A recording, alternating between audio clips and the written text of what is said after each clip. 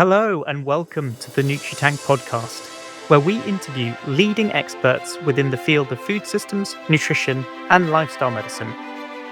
Our aim is to empower you, the next generation of healthcare professionals and change makers. We believe that the valuable knowledge and experience of our guests will inspire you to act and join the movement in creating a healthier population. Hi everyone, Ian here, Nutritank co-founder. Welcome back to the Nutritank podcast. We hope you enjoyed our last episode where my co-host Luke had a super interesting discussion with NHS consultant neurologist Shahrukh Malik, who uses lifestyle medicine in his clinical practice, and he is the founder of the London Centre for Longevity and Metabolic Health. So if you haven't already listened to last week's episode, it's definitely one to check out after today's. So thank you for joining me today for this episode of the Nutritank podcast. Today's guest is a lifestyle medicine celebrity in the UK and a friend of mine in the UK triathlon community. Dr Hussain Al-Zubaidi is a lifestyle TV doctor and longevity coach. He is a Team GB age group long-distance triathlete. Movement, community, and nutrition are three cornerstones of his personal and professional life. He has a varied portfolio career across several sectors.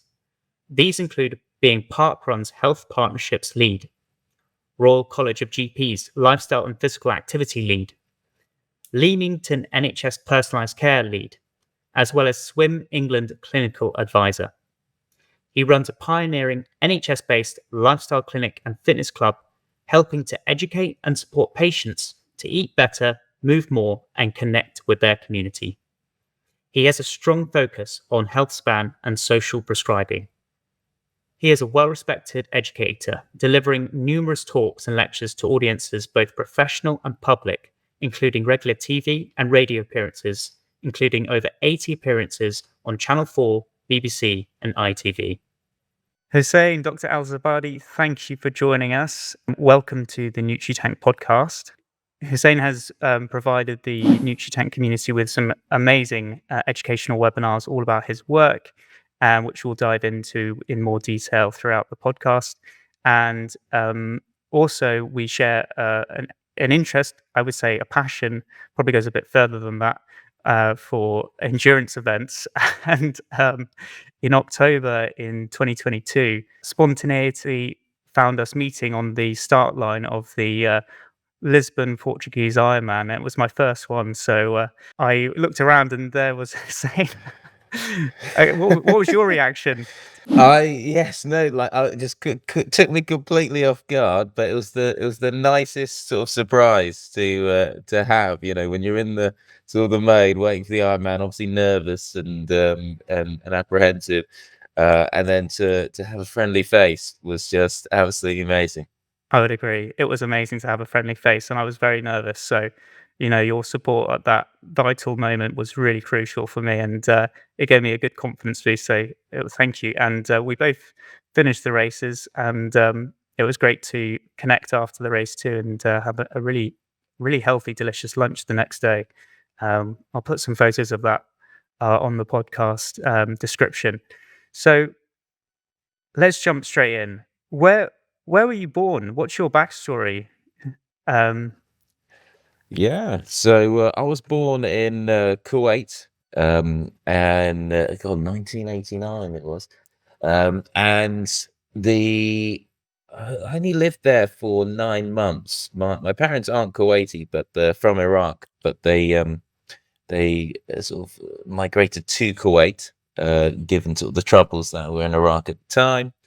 And they then went on sort of holiday to the UK at the exact time when Saddam Hussein back then invaded Kuwait.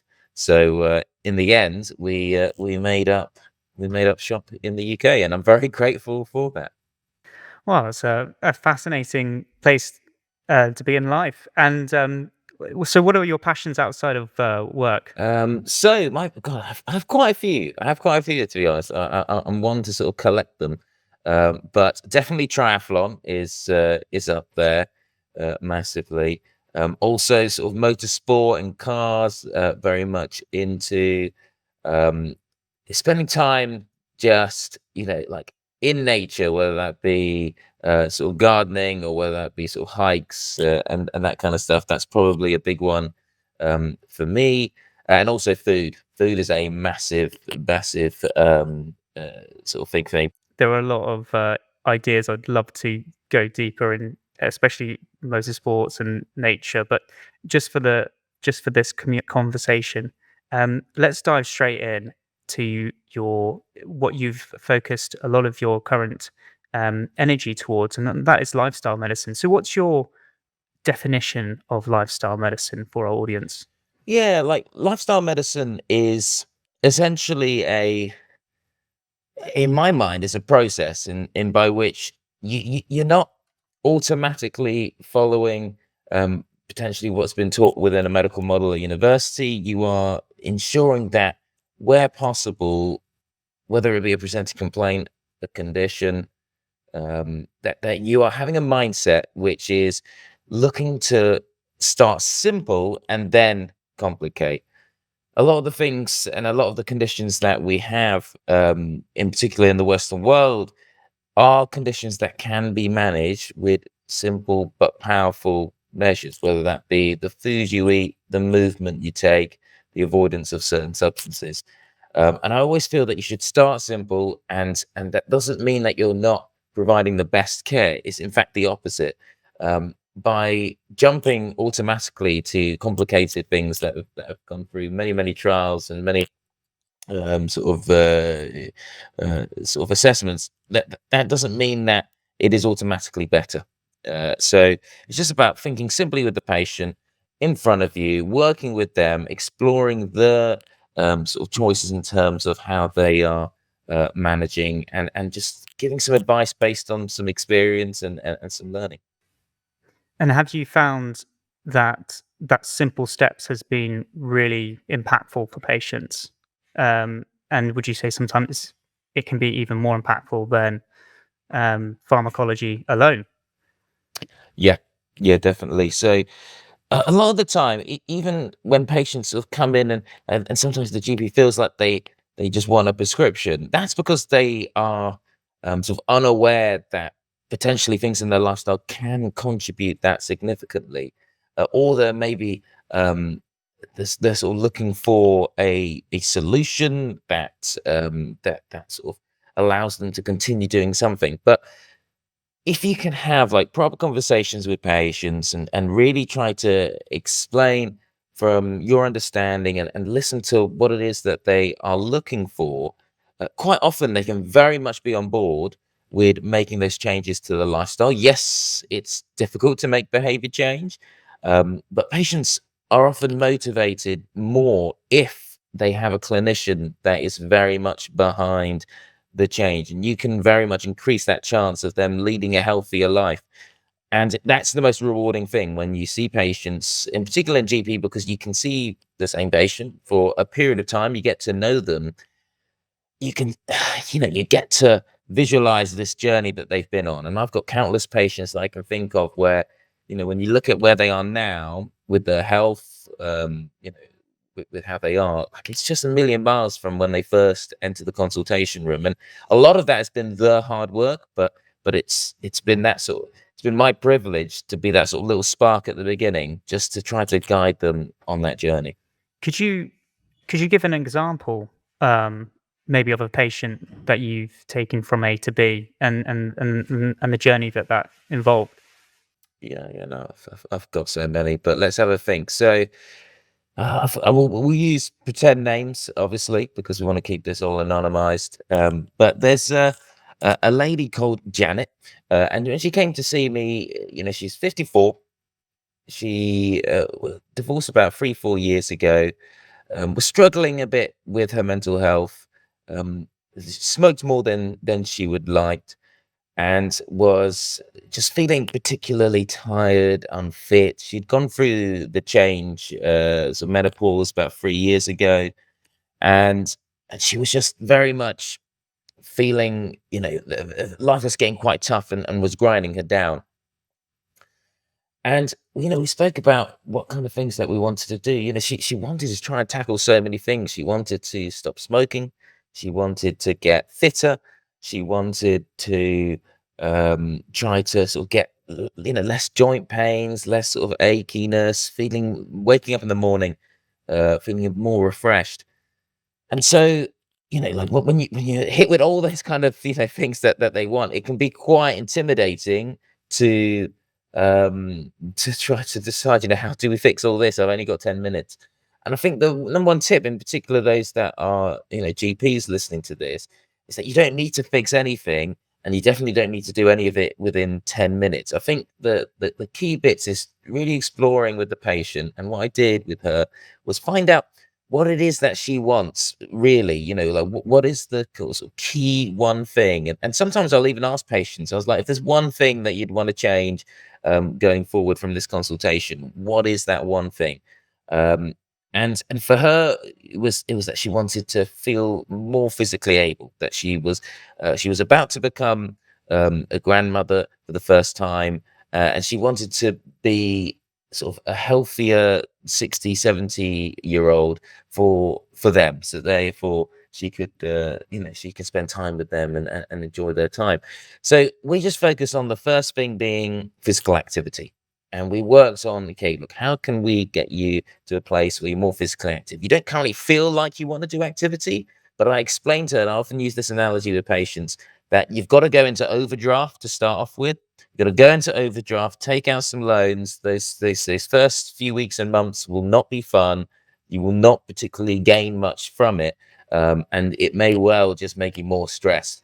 But we have to dig into that sort of bank balance in order to therefore accumulate later down the line. So, she joined the walking group that I run at the practice each week, and she got into sort of regularly power walking, and she built up that fitness.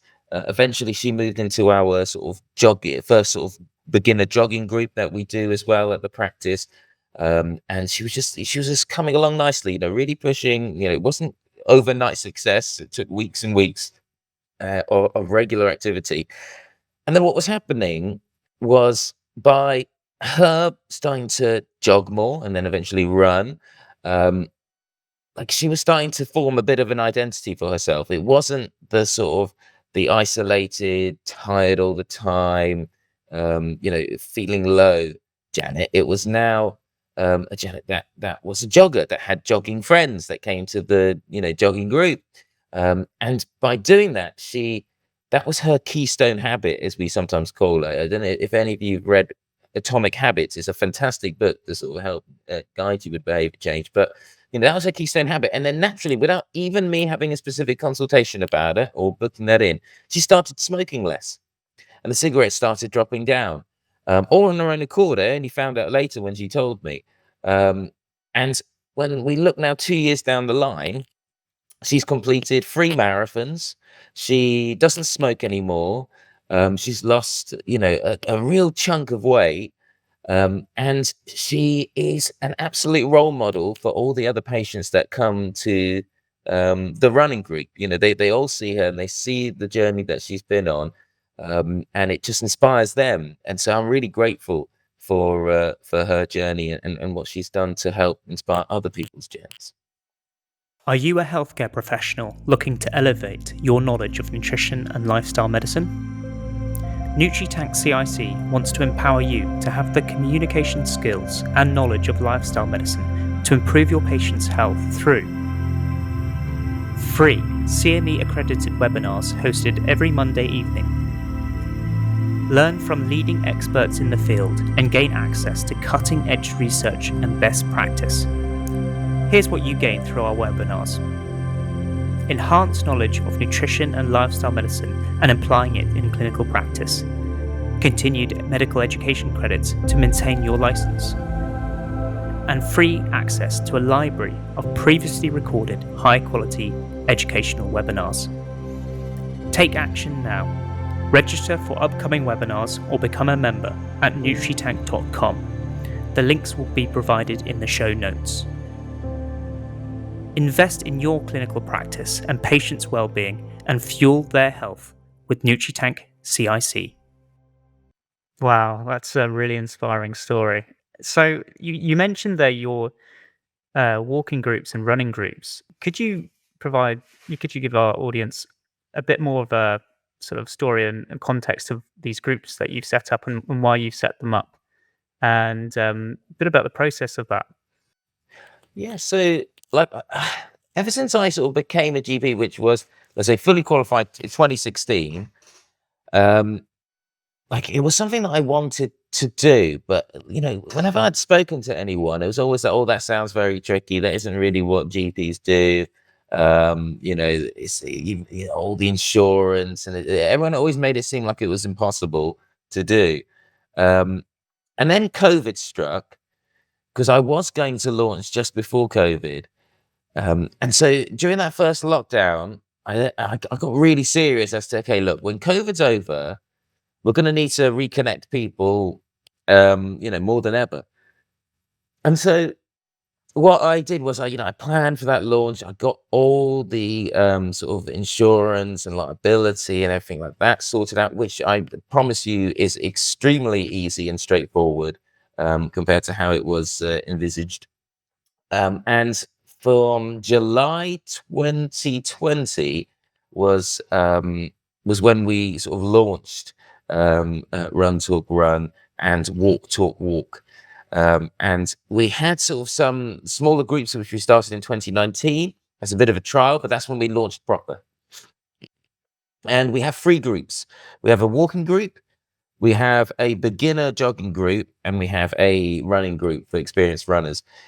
The aim of those groups are first and foremost to be a community place where people can come, talk, where they can discuss mental health difficulties, where they can speak openly about some of the challenges, and also, just celebrate other things. It's very much a place where people can use it as they need. It's completely free. It's run out of the practice, as it was then, Clarendon Lodge Medical Practice, and it happens every week. So every week at Monday, 6:20, they meet outside the practice. We have a chat and a warm up for the first 10 minutes, and then we go for our walk, jogging intervals, or run, respectively. And it is the most rewarding part of my week, like without a shadow of a doubt. And it's really simple. It's really simple. It's got the community elements that we know that's good for us. It's got the being in nature. We always try to spend as much time at Newbold Common, which is sort of our local sort of country park, which is touch wood, within walking or jogging distance from here. And it's got physical activity. So in a way, it's kind of the holy trinity of lifestyle medicine, all rolled into one group. Have you seen? I mean, what was the impact of that been for the practice and for the patients? Have you seen? Yeah, tell us a bit about that. Yeah, like it's just stories like Janet's that was there, and there's countless other patients that have sort of come through the clinic and through these groups, these walking groups, etc. And just seeing their journey, seeing the sort of confidence increase. There's I'd say there's been a big sort of patient perception shift within the practice because they see the hard work that we put into these groups, into these sessions. I think there's definitely a lot of goodwill, and like the I think it's really important that we get back to some of that old school community medicine, which is being lost, unfortunately, in GP. Not for any of the GP's faults. It's just the way that care is having to be given now. It's very much just focused on the delivery of of those consultations. There isn't really very so pressurized that it's hard to do these kind of initiatives, and more practices are going to struggle to want to put something on, even if they did. But it's really important that we don't lose that community aspect, that we don't realize that GP surgeries, they're not like hospitals, they're not mini hospitals at all. They are supposed to be those little hubs where we can not only be there to support people when they're ill, but also promote good health, and be a place where people can connect. That is really powerful. Yeah, absolutely. Going back to old school community, which is yeah being lost within this modern age. And I think just playing devil's advocate, some healthcare professionals listening might be thinking, okay, that's amazing, but Are you doing it during your working hours, and is that factored in um, to the GP's? You know, how does the minutiae work a little bit? So I do the so it's on a Monday evening, so 6:20 we start, and that's outside my working hours. So all my time in these sessions are voluntary. Um, the but what I go because I enjoy it and I love it. And when I first started, it was just me leading it alongside my wife, who was also roped in and doing it for free. Uh, but what happened is over time, I realized I needed to make it sustainable. I needed there to be a model that other surgeries could do. And we've now got a few other surgeries across the UK who, through my supervision, have started up similar schemes. And the key here is to use what we call in primary care the R's roles. It's the additional role reimbursement scheme roles. So that's things like health and well-being coaches, first contact physios, social prescribers, and now in my sessions they are all co-led alongside myself with a social prescriber like Snay and Joe, our health and well-being coach, and they are paid for those sessions. So they'll work in, let's say, those Monday evening hours, and then they'll get, let's say, Friday afternoon off as sort of time and leave. So like they are worked within their hours, and that makes it sustainable. That means that you've got those leaders that are there, and also these R's roles are just fantastic to be part of that group, because having Slay the social prescriber is brilliant, because a number of the people that come to our groups are those that are struggling, whether that be financially, whether that be with housing. They know that they've got this group to come to go for a walk, and maybe they can ask Slay a question and get that little bit of support. So it's very much like a group consultation, but moving. Um, and same with Joe, like, she's a health and well-being coach. If there's a patient that says that, oh, they want to start running and they also want to fix maybe a few other things, she can support them. Once the session's over, she can put them in for one-to-one sessions to do coaching. So I think it's a great way to get these roles integrated into primary care, because a lot of the time in the different practices that they work in, they're working very much a GP kind of structure, in that they just got clinics morning, clinics evening. And I just don't think that that's the best way to utilize some of their skills. I think, yes, have some clinics, of course, through the week, but doing these kind of community events can be just a fantastic way to utilize their skill set. Well, that was, yeah, amazing answer. You've actually answered three other questions I was going to say. So, you were saying just a GP, not a GP taking part in this initiative, but I was going to say how can other allied healthcare professionals, other health professionals get involved? Because our audience is other healthcare professionals, not just doctors. And then, what's your vision for this initiative? You just mentioned there a couple of other practices. What's the vision? Is the vision to just do a handful, or is it more than that? As many as possible, really. Like, I think one thing is, like, we've created a bit of a blueprint that people can follow. The cost for all that, that's the indemnity, all that kind of stuff, that's all covered now. So through Run Talk Run, which is a mental health physical activity charity, they cover all the costs and all the legwork and all the paperwork. You literally just need to complete out a form, do a risk assessment, which is very easy and straightforward, and they send you a template. And you can get going in supporting that sort of mental health community walking, jogging, running group. And already now, I think there's about close to 15 practices, or primary care networks across the UK that are running these kind of events, and I'm hoping that that will grow. And one of the benefits of doing this kind of setup is the Royal College of GPs award practices and primary care networks an active practice status, which is really fantastic when it comes to CQC and when it comes to demonstrating to your patients that you are, going above and beyond. And so I'd very much recommend looking at if you just Google RCGP active practice, you'll see a physical activity hub with lots of resources, as well as where you can complete your form to state that you've met the criteria. And doing events like this, I can promise you, is extremely rewarding. Just from a selfish perspective, seeing these things grow, seeing people getting so much from them, and enjoying the events yourself, it gives you that motivation again for primary care. Because sometimes when you're just doing a day job, firefighting every day, just at your desk, it can grind you down no matter who you are. Absolutely. Well, no, that's really it's inspiring, and it's also I'm sure a lot of people hear that's quite refreshing to say that hear that they can get involved, or there are steps that they can take to be part of this movement as well. And I wanted to ask you, all of this is, it's old but it's new, and it's rethinking how we're going to do medicine and provide patients treatment and value and community. um, was any of this taught to you at medical school, or where did you find the sort of um, the idea to get to do this, to get involved in this in the first place? Did you have a personal story that helped you to see the impact of this for yourself?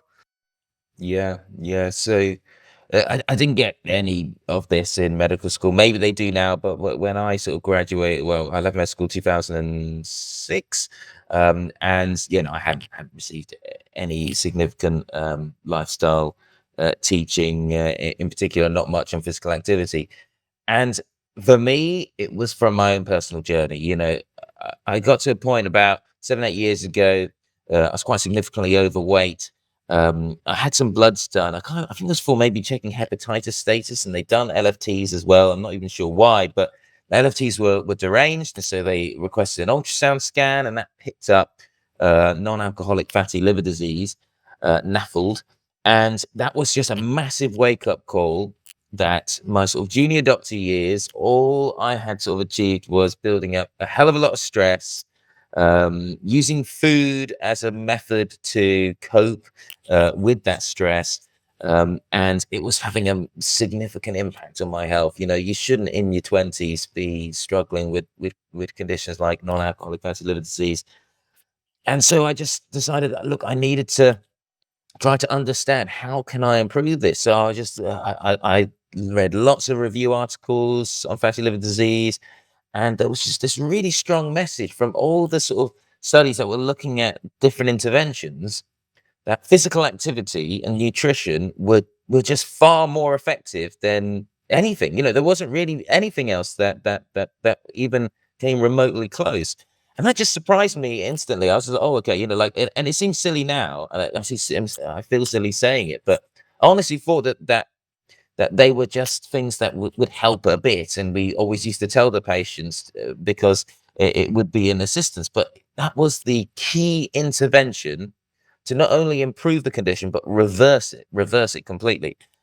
And so I just went slowly, and I'd read the book Atomic Habits. And so therefore, all the sort of previous attempts before where I would want to make wholesale changes and tomorrow just become this new person that ate healthily, etc., and all those obviously failed.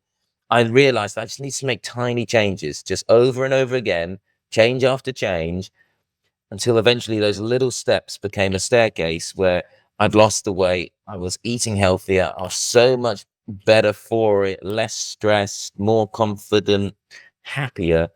Um, and once I'd gone on that personal journey and just looking back on where I was and where I was now, I wanted to translate that for patients. So I started doing it in my consultation room and bringing up these things into the consultations, and patients were really responding well to it.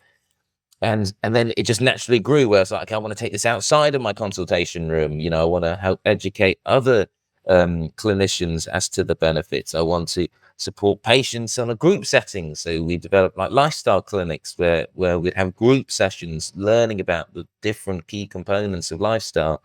And I'm so grateful for it. Like thinking back, I guess it wouldn't have been that easy for a very different outcome, if it was presented differently. So I'm just so grateful that lifestyle medicine has entered my life because it's just brought so much benefits in myself, and it's really given me purpose in my career.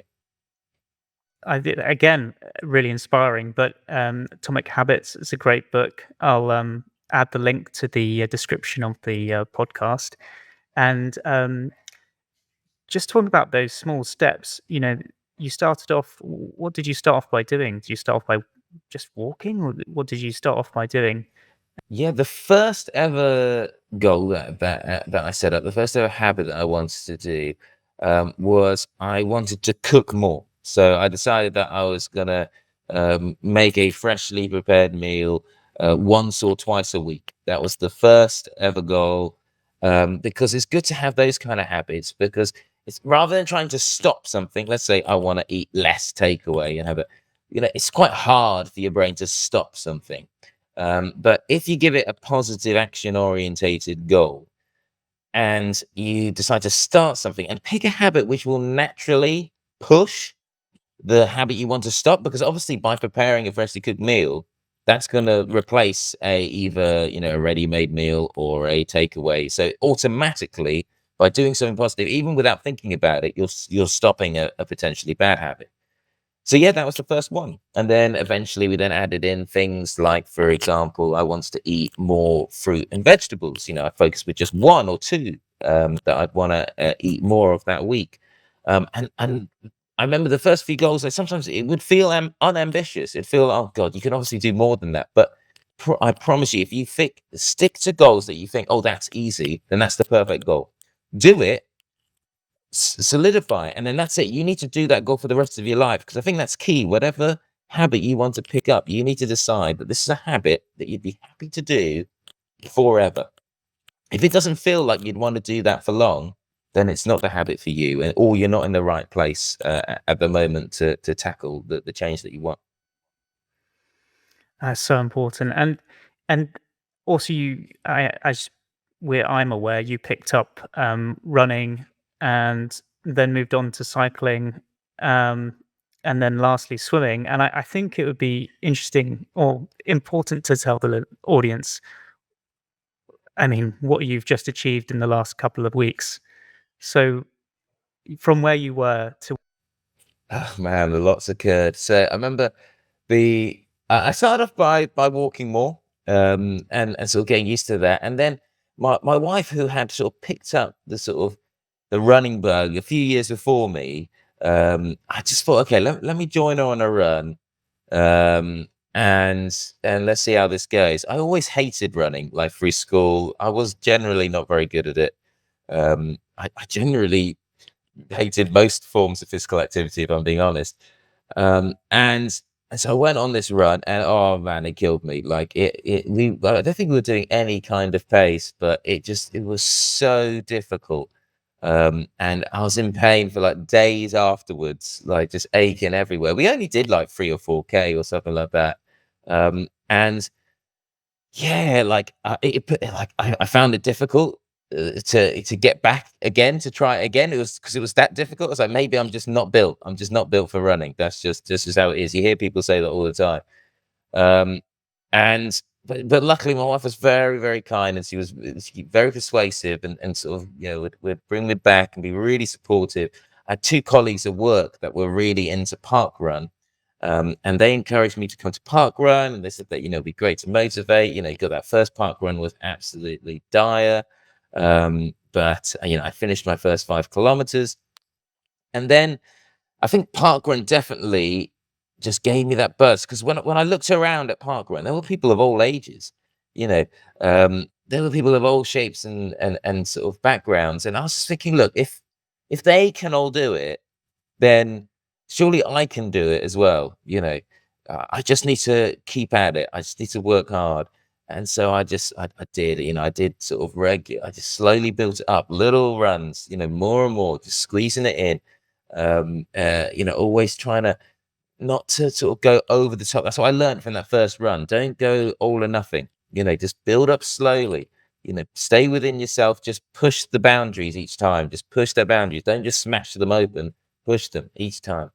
And eventually, I was finding 5 kilometers easier, and then you then start going, oh, okay, maybe I can do 10 kilometers, and then it snowballs. It snowballs, and I'll sort of I'll speed up the story, because sort of I'm eventually doing those runs, and then eventually getting to, for example, a marathon distance, and then picking up cycling, and then eventually swimming.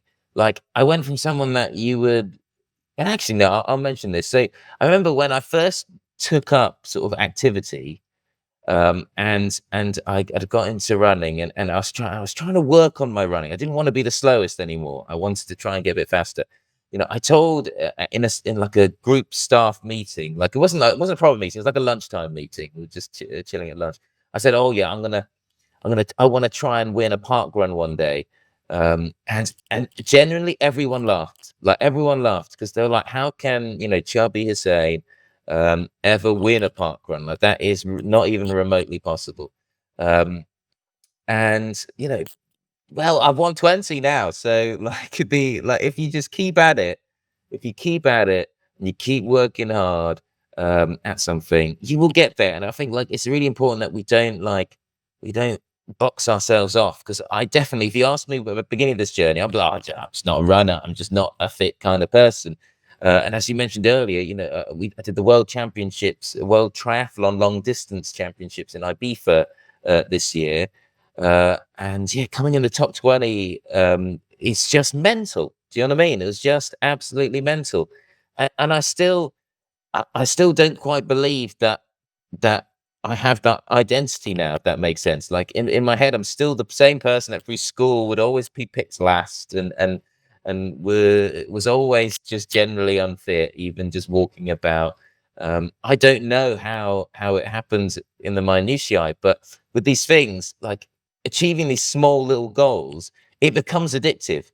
And you're always looking for the next goal because that's how sort of atomic habits work. You're constantly working and you're doing that next little goal. And I think that's key because a lot of people, let's say they train for a marathon and the marathon's the only goal and that's it and it's done. And then they do the marathon and then it just all stops and they don't go back to it. Like, yeah, maybe you don't want to keep running anymore. That's fine, but always keep pushing those goals. Because I speak to a lot of people that can sometimes struggle and feel a bit deflated after an event because it wasn't the sort of crazy thing that it wasn't the life changing event that it was. But that's not the process. The life changing bit is the identity that you've now created that you want to keep working on yourself and pushing your boundaries. That's the bit that I would encourage you to do. And yeah, again, I think a lot of people can relate to a lot of the things you've just said there. I just want to make sure we have on tape exactly the triathlon you completed. It was a full Ironman, right? No, no. In World Championships, they do different. They do a different distance. They don't complete full or half Ironman. So it's like a 3/4 Ironman. The swim is 3 kilometers. The cycle is 116 kilometers, and the run is 30 kilometers. And it was the World Triathlon long distance in Ibiza. So yeah, it was absolutely amazing to represent Team GB, to have the Team GB colours. Like genuinely, it was a weird moment in that morning, putting on the tri suit and just seeing my name on a Team GB shirt. It was like I was dreaming through most of it, and yeah, like just mental. So it's amazing to hear, your story of how you can shifted your beliefs and how that helped to make these changes happen over time, and how you've used that sort of understanding how you shift a belief in your own life, and now you're translating that into other people's, other patients, clients, and bringing that into community. And I think those audience listening, what Nutritank, what the lifestyle medicine movement's about. It's not just about being offering patients this; it's also about us as a healthcare professionals and the importance of this for ourselves, for our own health and well-being, so that we can carry on every day. So I just want to shift the conversation to you also do a lot of work on TV, and I'm just wondering how how did you get into that? Um, and what's the sort of story behind that? It's amazing to see you're on. Is it Channel 4 every week? Yeah, yeah. Channel 4 on a show called Steph's Packed Lunch is a lunchtime show, and it all came out because the last year for all the work from what we described with the lifestyle clinic and the physical activity groups, I was shortlisted for GP of the year, And from that, one of the researchers from Steps Pack Lunch contacted me and said that they thought that I'd be great for the show, and they wanted me to bring that kind of lifestyle sort of head and way of thinking, because obviously with the show they always want to give tips for people to do themselves, and lifestyle medicine is perfect for that. And so I think I started September. It was September 2020. No, September 2021.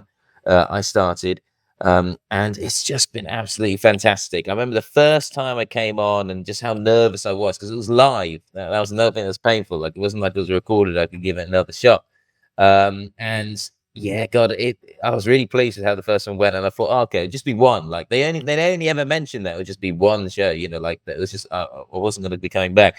And so I was so surprised when they called me back again and then again. And so um, it's really rewarding. It's a lot of fun. You meet great people. You go through some pretty weird and wonderful stories, as they always want to sort of bring up the strange. Um, and it keeps you sharp because you do a lot of reading and research for the various topics that you have to go through. And I say most importantly for me, like it's been really helpful to help increase sort of exposure for my career, and it's helped me get more funding for the groups, the free groups that we run at Leamington, and more exposure in that sense.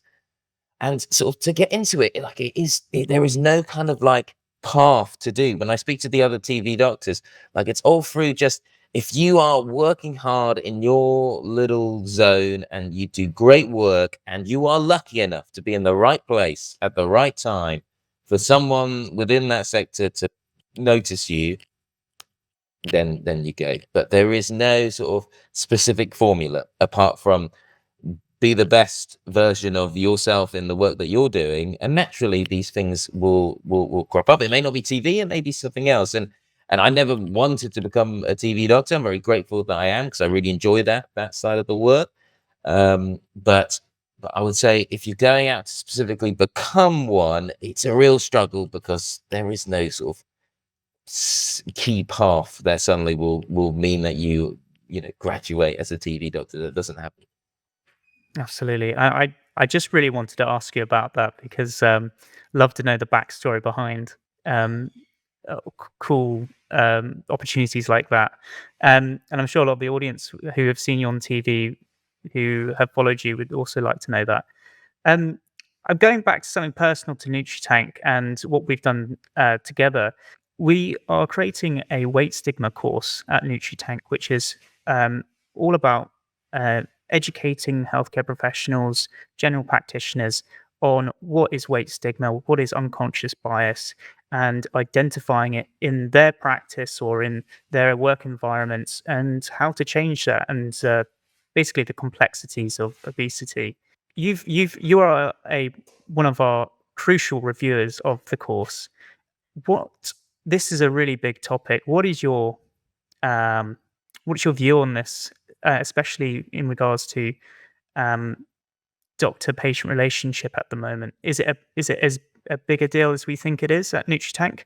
Yeah, it's a massive deal. Obesity is a huge problem, and it's only growing. And for us to be able to tackle it, I very much agree with what was in a lot of the contents of the course, in the sense that the reason that we are seeing growing problems with overweight and obesity is down to an obesogenic environment. We live in an environment which is making us overweight, quite simply. I suffered from that in the past, and I know just how easy it is for people to be trying to do what they feel is the right thing in life, and trying to do their best, and for the outcomes to be that you start putting on the extra weight. And the problem is it's not about how the extra weight looks. That means nothing to me or most clinicians, but it's the impact that that has on your health. Even in my mid-20s, I was starting to develop conditions related to that. And so we, as doctors, it's so important that we understand that weight gain is not due to greed. It's not due to sort of lack of control. There is a reason why 72% of men in the UK are either overweight or obese. And that is simply because the environment, as I've said, the obesogenic environment, one where foods are designed to be, addictive, to be absolutely really calorie dense, to sort of trigger key dopamine hits, and we've got to understand that that's what we're battling against. And yes, we need regulation change. That's something that we can't control as doctors. Something that I really push for in my role with the Royal College. And hopefully one day we will get that kind of regulation change that's meaningful enough to have an impact. But when we're looking after patients, we need to be really mindful of that, because if we're going to try to overcome the natural environmental, push for you to gain weight, we're going to need to work with that patient, not make them feel bad, not, and so how you go about that, the kind of conversations that you have are so important. They can make a huge difference. And I support a lot of patients with lowering their weight and through the sort of lifestyle clinic, and like getting their trust, letting them realize that, look, this isn't their fault. This is very much a balance of so many different factors that we need to work on. And often weight gain can just be a symptom of other things in our lives. Maybe stress at work, like it was for me. Maybe it's stress at home for others. There's so many things that weight gain is kind of sometimes the result of. And you need to, in fact, fix the underlying problem if you're going to actually be able to tackle it. Because if people are just trying to focus on, reducing the kind of things they eat or reducing the weight and not fix the underlying stress that's driving it, then you're not going to get anywhere, and they're just going to feel even worse for it because they're going to feel like failures when they don't manage it. Hey everyone, I hope you're enjoying this episode so far and learning a lot. For those of you who are new listeners, welcome. If you're finding this information valuable, I would love for you to consider joining our regular listener family. Just hit that follow button wherever you're listening and you'll never miss a new episode. By the way, one of our main goals is to educate as many healthcare professionals as possible about the power of nutrition and lifestyle medicine. So if you know someone who might benefit from this information, whether it's a colleague, friend, or family member working in the field, please consider sharing this episode with them. Now let's get back to the show and dive deeper. Thank you. That was a really comprehensive answer to a very complex question. So, specifically weight stigma, though, have you ever come across patients who've had bad experiences with their healthcare professionals that they've interacted with, or have you ever seen it occur from colleagues? Definitely. There's countless sort of occasions where patients have spoken to me about, how it's been sort of handled. Let's say they've gone for an operation for the knee, and they've had a discussion with the surgeon, and they've sort of very bluntly told them that, look, you're too large to do the operation, and that it's not going to provide much benefit, etc. And in many ways, a lot of what the surgeon is saying is completely true, but it's about how you deliver that information in a way that's compassionate, in a way that actually, because the aim is to try and get the patient to make behavior change. And you're not going to achieve that if all you do is upset them. So yeah, no, I see it all the time, and often it can be because people, their perceptions of the reasons why they've gained that weight isn't accurate. Maybe they're not as knowledgeable as to what is the impacts of the obesogenic environment. And so yes, you can see that a lot. You can see that a lot, and it does have a lasting impact on patients. Rarely it can actually be a way for them to galvanize them and to make change, but for the majority of the time, it just demotivates them. They'll be less likely to seek help from doctors about this problem in the future. And so yeah, no, it is super important that they feel like we aren't judging them, and that we're there just simply to help. Because I will often say the exact same things in content as, let's say, what's been said by the clinicians when they're having bad experiences, but it's about how you say it and how you try to get the patient included in that conversation, because often they know this already. Like, you're not telling them anything new. You're not suddenly giving them a eureka moment. So it's about trying to get the patient to sort of tease that out, and therefore work together to get sort of a better. Brilliant. I've got 3 final questions I'm going to ask every guest, and you've already answered quite a few of them, but those audience members who are listening who want in some way to get involved, want to change their community, their work environment, what practical steps can they take? What can they do? Obviously, that you've given some examples. So I would say it's the same thing that we encourage the patients to do in making small changes. Don't try to change the world in one go. Pick something small.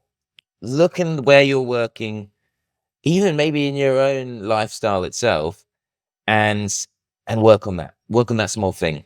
Get that down and then move on to another thing. So, like, it all depends on where you are and what that area needs, as to what that first small thing is. But if you're passionate about lifestyle medicine, then just explore how you can make that difference. And don't feel like just because it hasn't been done before that means you can't do it. Not at all. But just try to think, what is it that my community, my patients, my thing could do, have better support with, and then work on making those little changes to see if you can improve that. And a resource, you've mentioned Atomic Habits.